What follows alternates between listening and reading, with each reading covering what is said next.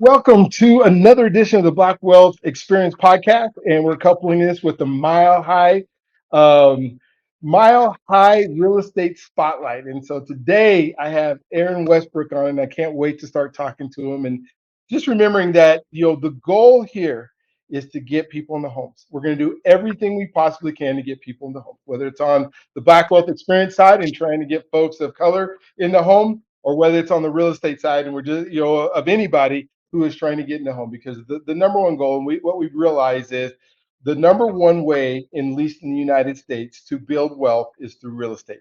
That's number one, whether it's personal wealth or generational wealth, it is through this thing called real estate, because it's consistent. It has been proven over time, and it allows people to start building that wealth by doing what they were going to do anyways, which is living. And so we think about, like, you're living in an apartment, you're going to pay the apartment manager, you're going to pay the landlord a certain amount of money every single month because you're going to pay to live in most cases. I mean, I guess if you're in a situation where there's homelessness, you're going to want to be able to pay because most people don't really want to be out on the street. But if you're living in an apartment, and I say this literally almost every time, and let's say here in the Denver area, it keeps going up. So let's say you're paying $3,000 a month for a pretty nice apartment, or $2,000 a month. But at that 3,000, you've now given a landlord $36,000 in 1 year. Let me say it again. You've given somebody $36,000 in 1 year. If you stay in that same apartment for 10 years and the landlord never increases it and he never adds anything to it, and you don't move out, you've now given that landlord $360,000 with nothing to show for it. And we want that to stop. We want you to be able to get your own place, start growing your own equity. And in fact, a couple of weeks ago, we put somebody in the house for less than $1,000. So you show me one apartment complex that you can move into that you're going to pay less than $1,000 to get into, unless it's a relative that's You just giving. don't want to live in that apartment. You're Yeah. not exactly. You're not going to live in an apartment. Yeah. So that is the goal. So today I have Aaron Westbrook on, who is one of the top real estate agents here in the Denver metro area, and he knows what he's doing. He's working hard to get people in the houses, and so I'm going to let him tell a little bit about his story to you guys. But Aaron, first, before you do that, can you tell everybody how to get a hold of you? Because I want them to write that number down first before they hear everything, so they don't have to be trying to scramble for a pen or something while they're hearing what you're doing. Yeah, definitely. The easiest way for me is either by phone, which is 720-556-8904, or by email, and that's Aaron at nashandcompany spelled out.com. So that's NASHAND company.com, and I'll be able to get back to you there pretty quickly once either way that you reach out. So yeah. Oh, perfect. Well, Aaron, spend a little bit of time to tell a little bit about your story and how you got involved in this, how you got to where you're here. Why are you in Colorado? I mean, all those things, right? Yeah, yeah. So, first and foremost, there's going to be a couple of people there that are looking, they're listening, they're saying, wait a second, that's not an East Coast accent. So, yeah, I'm originally from Dublin, Ireland, born and raised there. Three brothers, one sister, but my whole family were big basketball players. So, the big thing, if you're playing basketball after high school and you want to play at that next level, you want to come to America. America's where the best basketball players are at. So that was, always a dream of mine. So I ended up coming over Mhm. here. I went to a small school called Trinity College in Hartford, Connecticut, and played there for 4 years. Great experience, loved it. And then after playing there, I went played overseas professionally for a team called the Leicester Riders, which is in England, placed about an hour outside of London.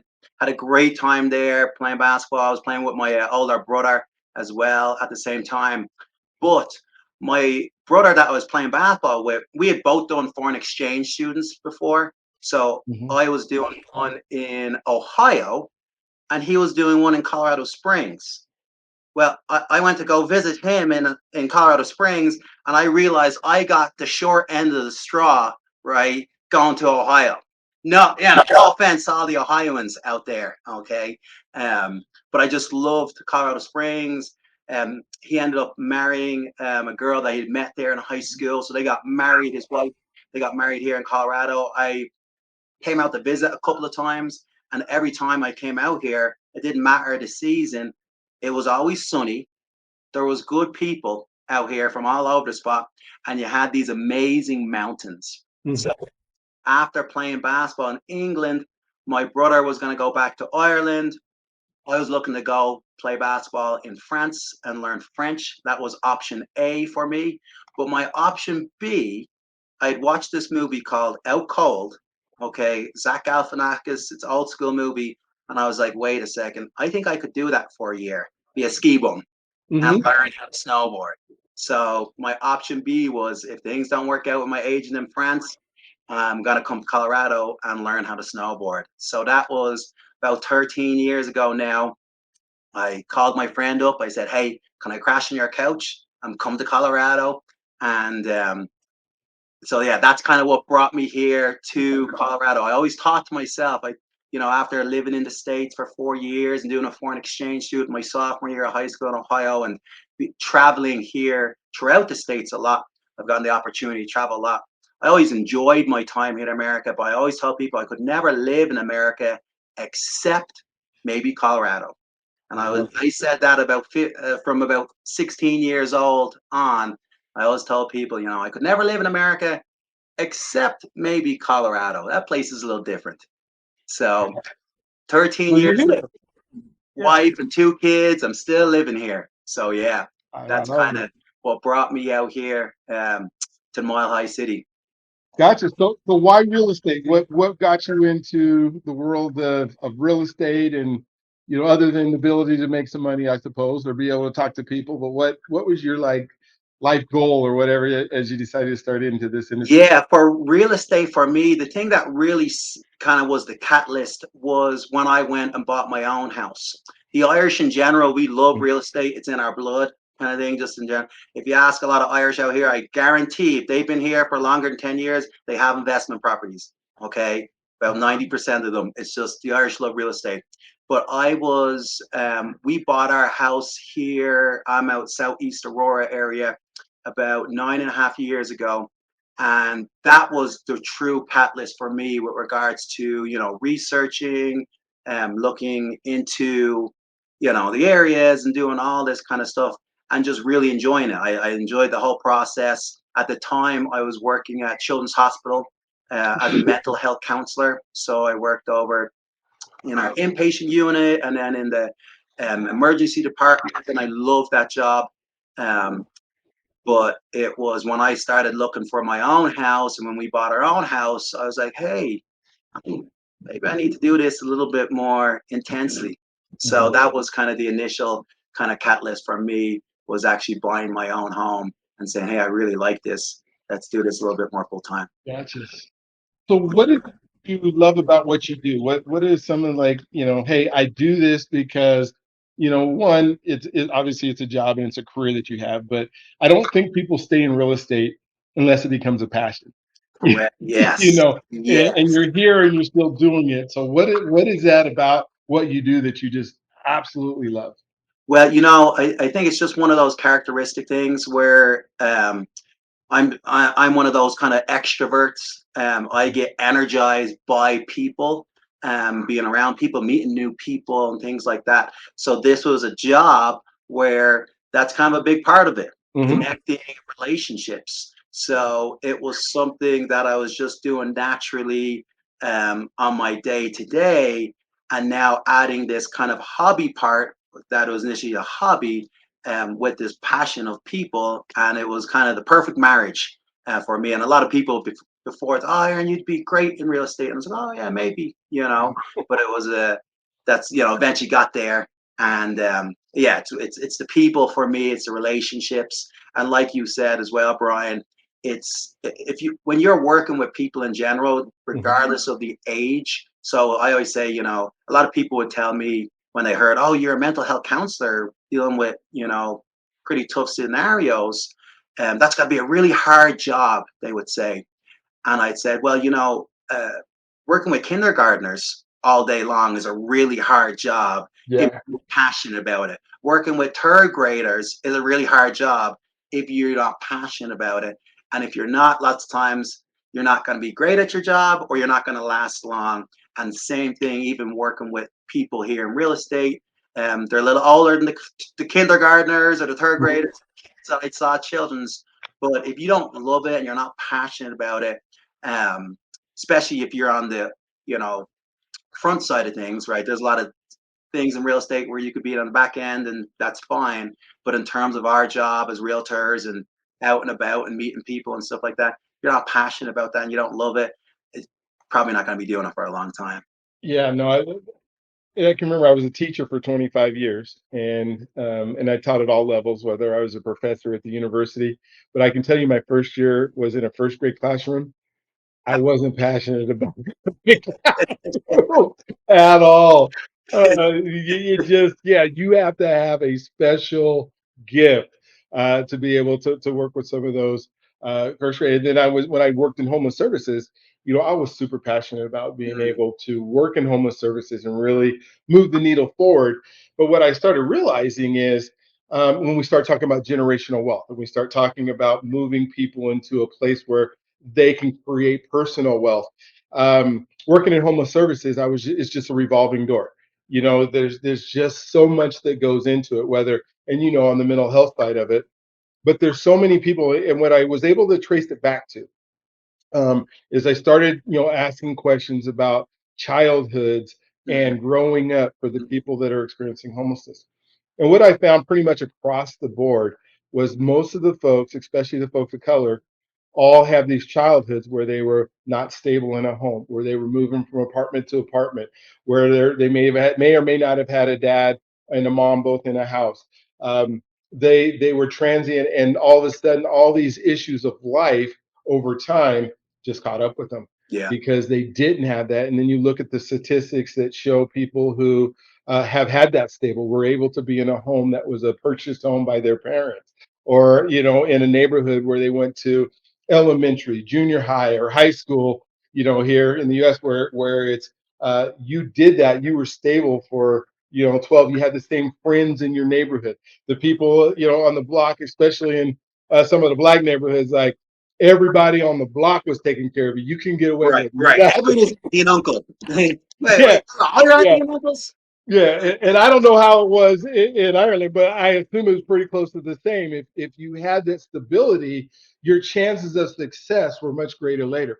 So that's why I went back into the mortgage industry and the lending industry and this housing industry. Is how can we prevent that by getting people into homes early enough that they have that stability? And I'm finding all these folks that maybe grew up in the projects, but then you're able to get them a house and they get to raise their kids in that stable environment. It's night and day. Yeah, It absolutely. truly is, to be able to do that.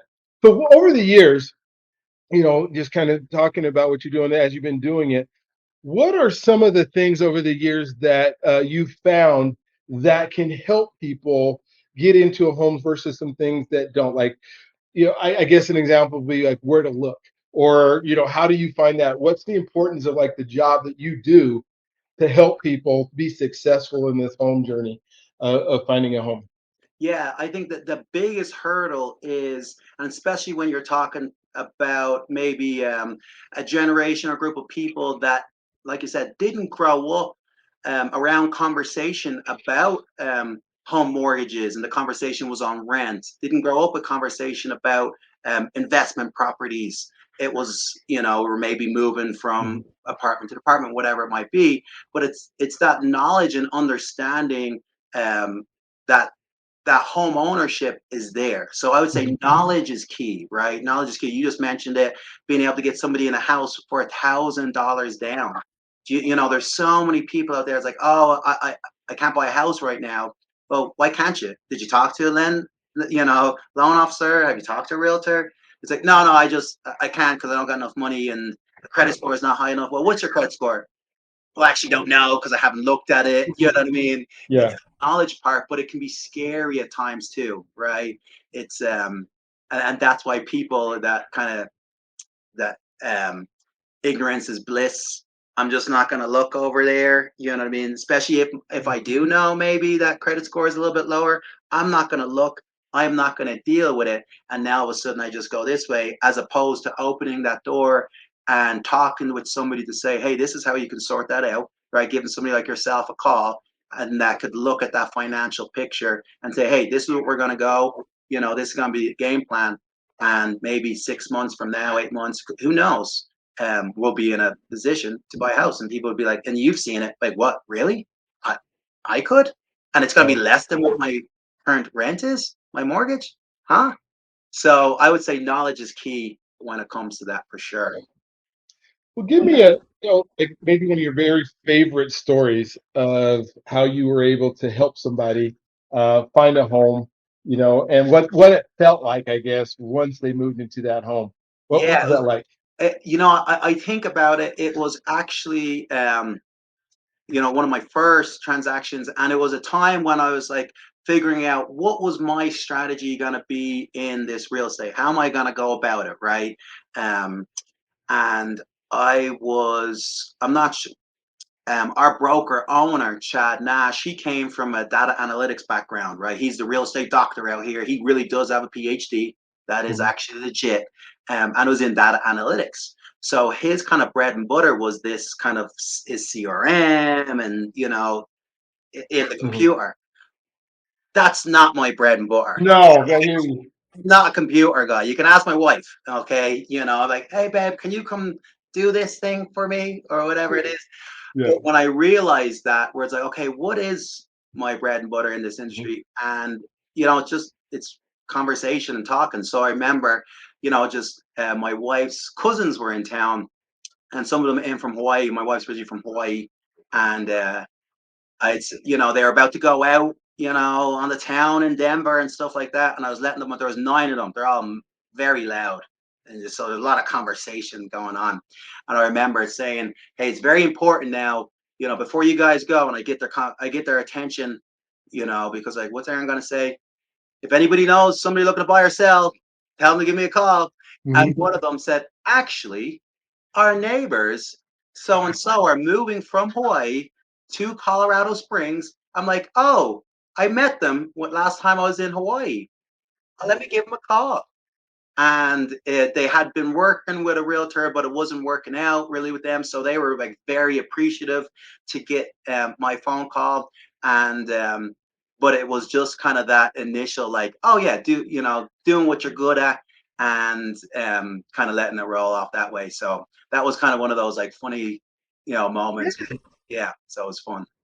So I guess when they got to the house and you moved in, uh, what was that feeling like as maybe this one of your first few transactions that you did, and it was just exciting to see that they were able to move in and how happy they might have been, or Yeah, and just the ease of that kind of anytime you're dealing with people that are relocating, right? This is a really big scenario of like, hey, we don't get to see the house, right? They weren't able to fly in from Hawaii to check out, these homes and things like that.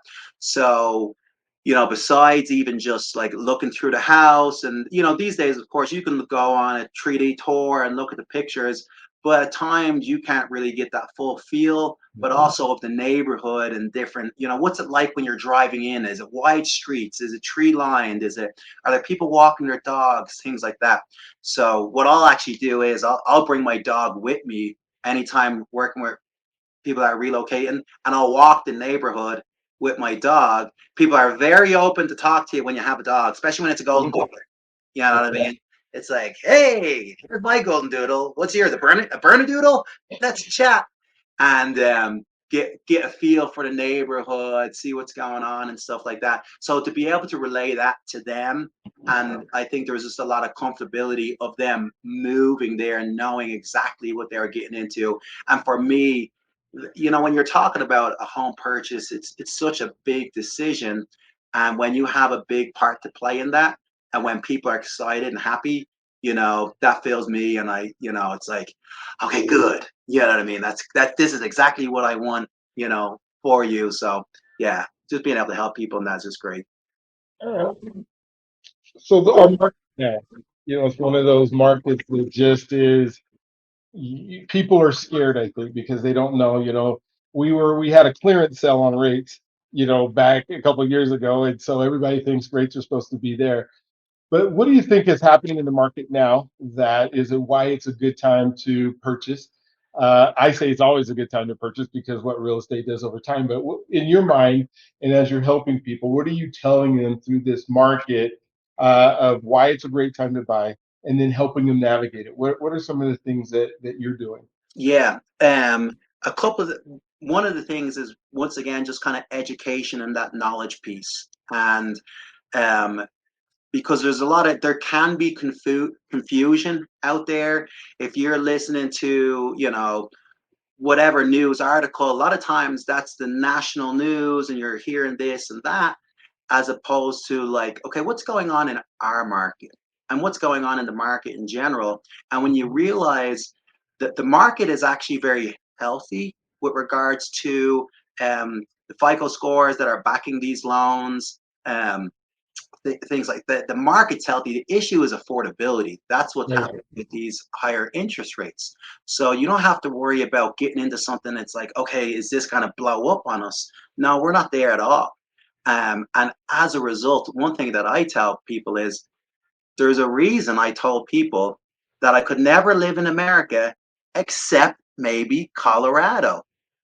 This is one of the best states in America. It is. This is coming from somebody who's had a perspective, from playing basketball for the Irish national team and get an opportunity to kind of travel the world from, Russia to going down to South America and, throughout Europe and traveling in America. Um, from east to west coast. I've gotten to see a lot of different things, and then also how the real estate market works in different countries and stuff like that. So as you were saying beforehand, when we talk about generational wealth and why it's a good time, you think about, like I said, the Colorado market in itself. In the past 30 years, we've only had 3 years where there's been a depreciation in home values. And Mhm. over those 30 years, we've seen a 6.8% appreciation in value. So, like I said, I'm not a numbers guy. I didn't have my PhD in data analytics, but it doesn't take a genius to look at the numbers and say, hey, things are going this way. And especially, like I mentioned, what I tell people as well, if you're from Colorado, and people love to say they're Colorado natives. It's the only state in America where people call themselves a native if they grew up there. And that's a different story. Um, um, but you were told by your parents how this was a secret, right? Don't tell Mhm. anybody. Colorado's a secret. When the Broncos played on national television, there happened to be a snowstorm every single time. So people still believe that this place was cold. Like Well, me. yeah, yeah, they think it's New York. It's like it's over 300 days of sunshine out here. But the secret is out. But I tell people, guess what? Hawaii is not a secret. California is not a secret. New York's not a secret. Chicago's not. These other places that have already been out, they're not secrets. Colorado has just kind of the cats out of the box. So, what do you think is going to happen here? And I get it behind the door, seeing a lot of times my wife is in construction and she's telling me about the different, bonds that have been approved, the $1 billion that's going in here for the next 15 years, or this development that's been in the pipeline for the past 10 years is now breaking ground. The company's moving here. Um, it's the secret's just out, and we saw what that looked like when the secret got out, and it's like, oh my gosh, homes are going this way. So for people to understand, and it can be really difficult if you've been living here for a long time, or you come from one of these 7 surrounding states like Nebraska or Wyoming, and you might say, hey, no way this house is worth that. Well, I tell those people, do me a favor, look at homes in Seattle. Go look at what these homes were selling for 10 years ago, 5 years ago, and look at what's going on now. Look at homes in California. See what they sold for 20 years ago, 15, 10 years ago, and so on and so forth. That's where Colorado's going. And like I said, we've got the data to prove it, 6.8% over the past 30 years. Things are only going to continue to increase here. So if you can um, get in. Absolutely. Well, Aaron, I know that you provide impeccable service to your clients, and that you are the person who is there, and you understand, and the knowledge that you have of the areas and what's going on. just maybe kind of tell the folks that are listening, why would somebody want to come to Aaron Westbrooks and not go to Lenny, who's got plenty down the street, or whatever real estate agent? And there's a lot of good ones out there. But what kind of separates what you do for folks? I know, but I want you to be able to tell some of Right. the other people here what it is that makes you a person like I want to call, not just because they want to hear your accent, but service is going to go there, right? Is he really black and Irish? Love it. Hey, that's fine. If you just want that, I'll take that too. Give me a call and we can work together. Yeah, And exactly. if that's your main pull, I'll take it. But that's a great question, Brian. And I remember actually being in a training one time. I was getting a certification, and one of the agent, the person, the instructor that was giving it, was kind of asked that same question: "What separates you from everybody else in the room?" And he kind of went the way around and he said, if you're an honest real estate agent, put your hand up. Well, everybody put the hand up. If you're a hardworking real estate agent, put your hand up. Everybody put their hand up. If you have knowledge of, the real estate in your market, put your hand up. So what separates you from everybody else? Because everybody else is honest and hardworking and has knowledge. And I thought about that. And, it kind of came down to two things for me, where for me, it's more than just a transaction, right? Just plain and simple. Just because, and it's a selfish part of it because I get joy out of it.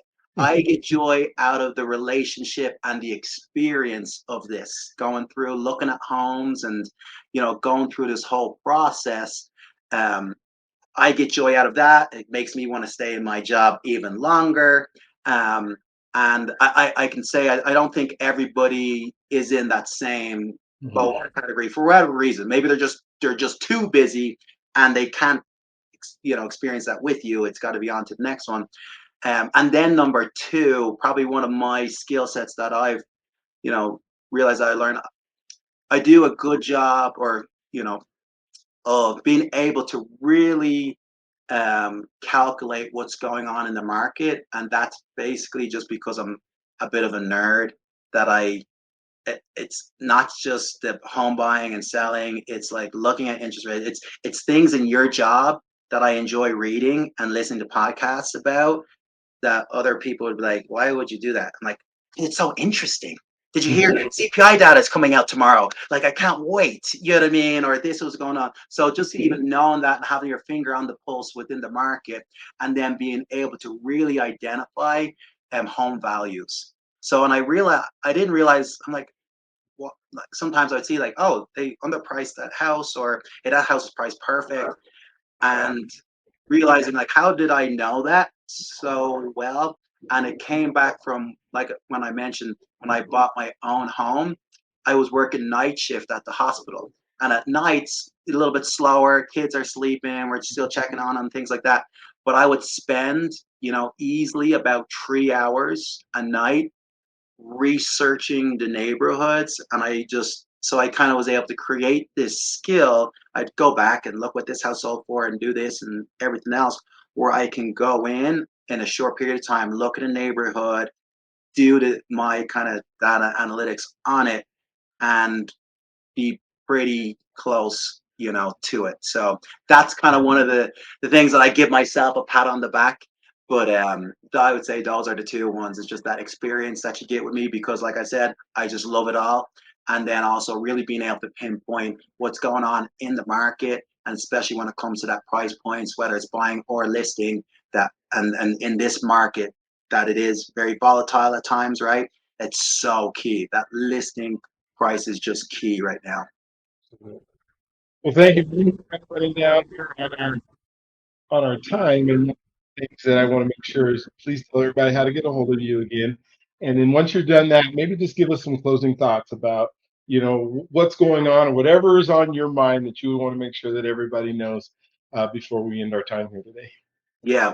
Once again, best way to get in touch with me is phone 720-556-8904, or by email, and that's Aaron at nashandcompany.com, AARON NASHAND company.com.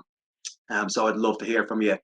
And then, for me, like I said, the biggest thing right now I tell people in this market is just like, you know, people look at us and we are the experts in our field. But we're in this age of technology, especially on my side, where you can do a lot of research yourself.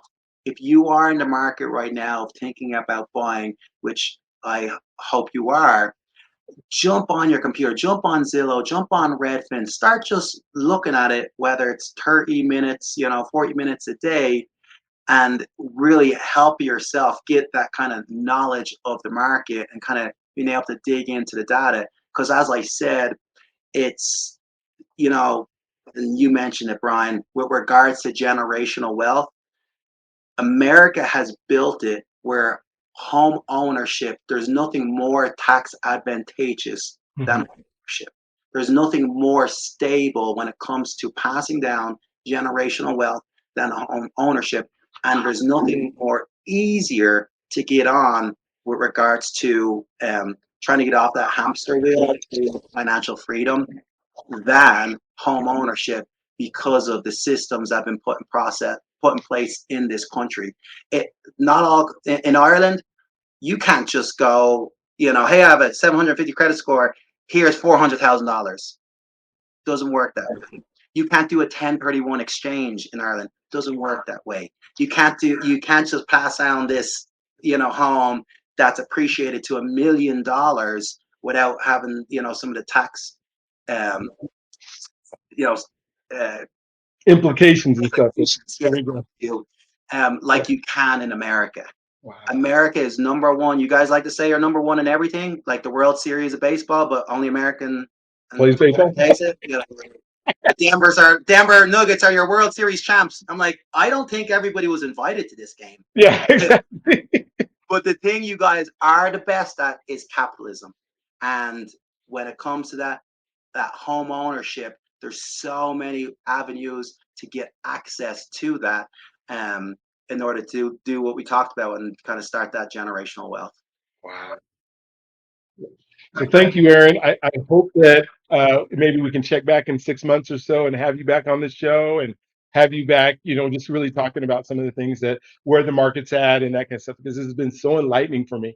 And so we've just finished another episode of the Black Wealth Experience podcast, or the Mile High Real Estate Spotlight at the same time, because like I said, we're doing dual purposes here. Because Aaron, just in case you couldn't tell, happens to be a person of color. And he's from Ireland, and he's doing some wonderful things for our community and in our community, and he's going to continue to do that. And so I just kind of want to leave everybody with the same thing I say every time: is you can do this. For all those that believe that you can't get into home ownership, you can do this. Second thing is you deserve this. Yeah. You deserve this. You're part of this country. You're in this country. You have the ability to take advantage of the things that the country has had. But the third thing I think is most importantly is let us help you. Let us put you in that process where we're putting the plan together, or we're out there helping, because if you don't know what you don't know, and so many folks think that they can't buy a house that can. There's people who just don't know the process and are scared of it, but if they talk to us, they can. And so with that said, you guys have a wonderful, awesome, incredible day today. Hey, we will talk to you on the next one. Thank you again, Aaron, for being on the show. I appreciate you being here, and I can't wait to talk to you again. So you guys have a great day.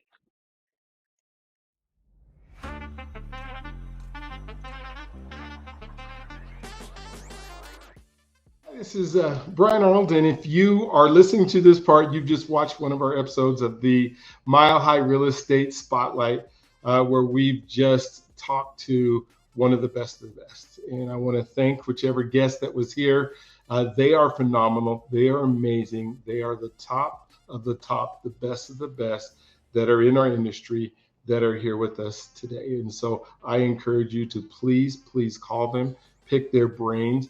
They work for you. They enjoy working for you. They are incredibly good at it. And so I want to make sure that you give them a call. So whoever you listen to, whichever one you saw that you were there, please do that. The other thing is everyone deserves a home. Everyone deserves a home. I say that at the end of my show. You deserve it. Let us help you do it. My goal is to make sure that we see homeownership. It just sickens me to see apartment complexes continue to go up, because I know those are people who haven't been able to make the call or figure out a plan. So let us help put that plan together for you. I have some websites that allow you to do that, and I'll put those in the bottom, but please do. I am a lender. I do work in the lending space. If you do not already have somebody who's pre-qualified you, I would love to be able to have that opportunity to earn your business and qualify you. My number is 720-682-2223. That's 720-682-2223. Give me a call anytime, and I would love to be able to help you with that.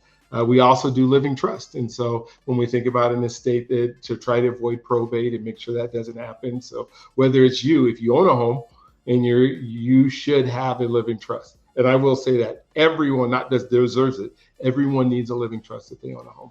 And then finally, just wanted to thank you for watching these episodes. And so please tune into more. Would love for you to see and be able to shop around. So thank you for doing that. Again, I want to make sure that you know that you can do this. You deserve this, and let us help you make it happen. You guys have an awesome, wonderful, awestruck, incredible day today.